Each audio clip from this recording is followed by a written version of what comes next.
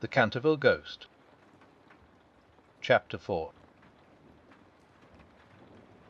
The next day the ghost was very weak and tired. The terrible excitement of the last 4 weeks was beginning to have its effect. His nerves were completely shattered, and he started at the slightest noise. For 5 days he kept his room, and at last made up his mind to give up the point of the blood stain on the library floor. If the Otis family did not want it, they clearly did not deserve it. That they were evidently people on a low, material plane of existence, and quite incapable of appreciating the symbolic value of sensuous phenomena. The question of phantasmic apparitions, and the development of astral bodies, was of course quite a different matter, and really not under his control.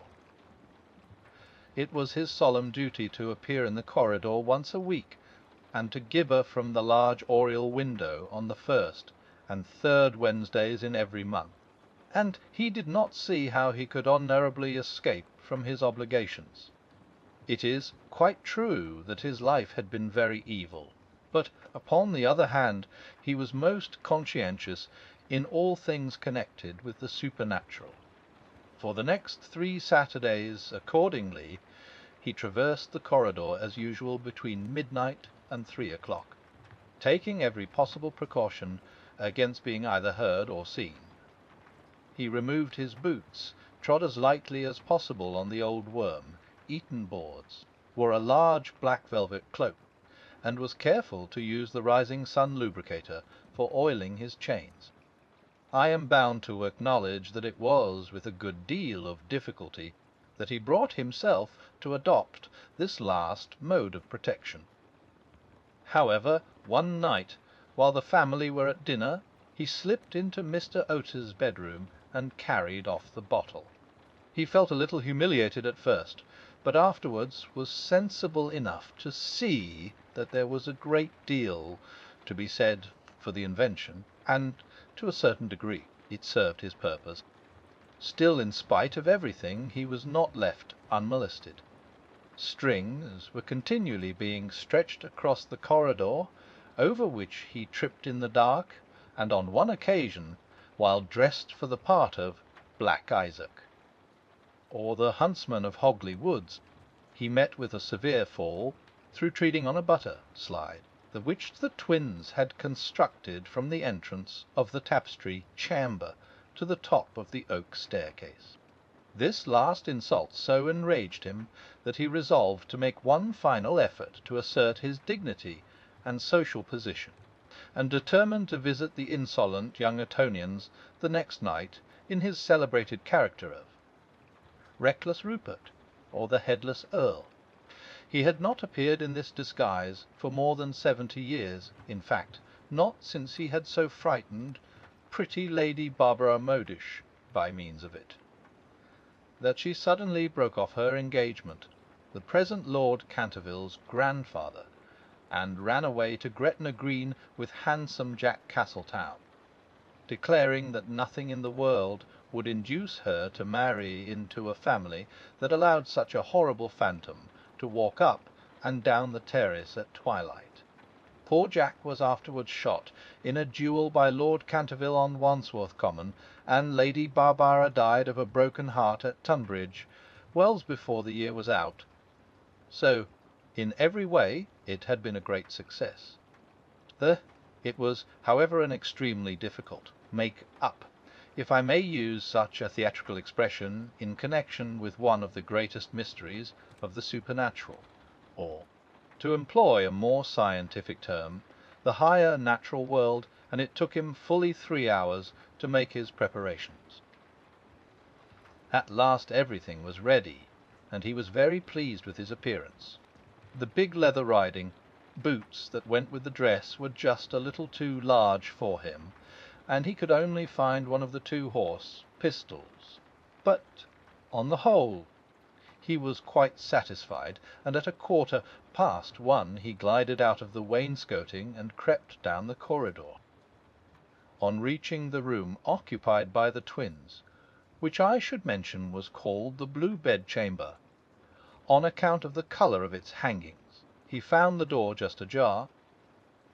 Wishing to make an effective entrance, he flung it wide open, when a heavy jug of water fell right down on him, wetting him to the skin, and just missing his left shoulder by a couple of inches.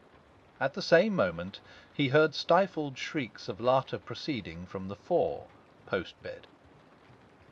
The shock to his nervous system was so great that he fled back to his room as hard as he could go, and the next day he was laid up with a severe cold.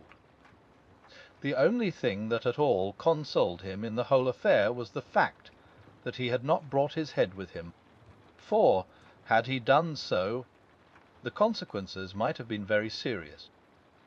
He now gave up all hope of ever frightening this rude American family, and contented himself, as a rule, with creeping about the passages in list slippers, with a thick red muffler round his throat for fear of draughts, and a small arquebuse, in case he should be attacked by the twins.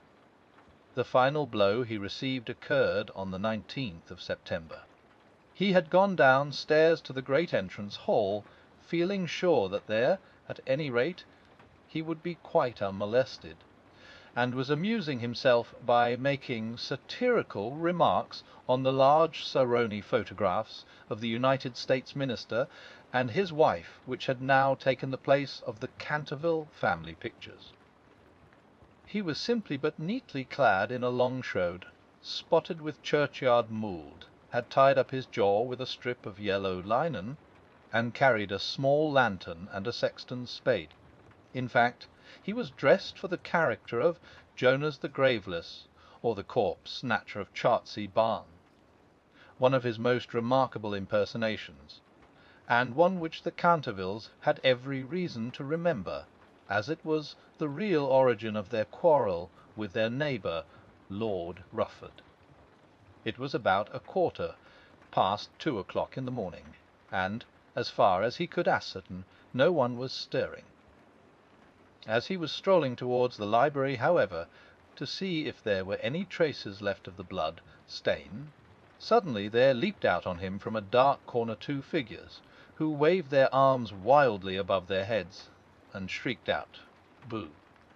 in his ear.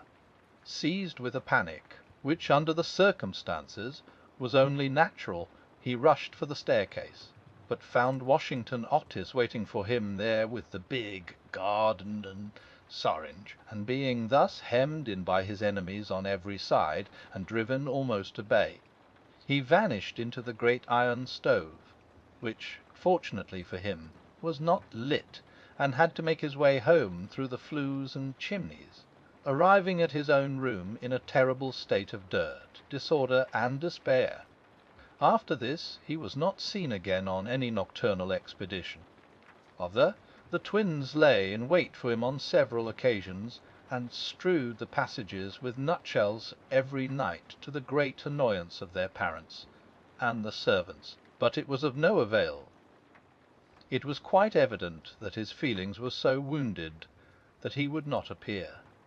Mr. Otis consequently resumed his great work on the history of the Democratic party, on which he had been engaged for some years. Mrs. Otis organized a wonderful clam bake which amazed the whole county. The boys took to lacrosse, euchre, poker, and other American national games, and Virginia rode about the lanes on her pony, accompanied by the young Duke of Cheshire, who had come to spend the last week of his holidays at Canterville Chase.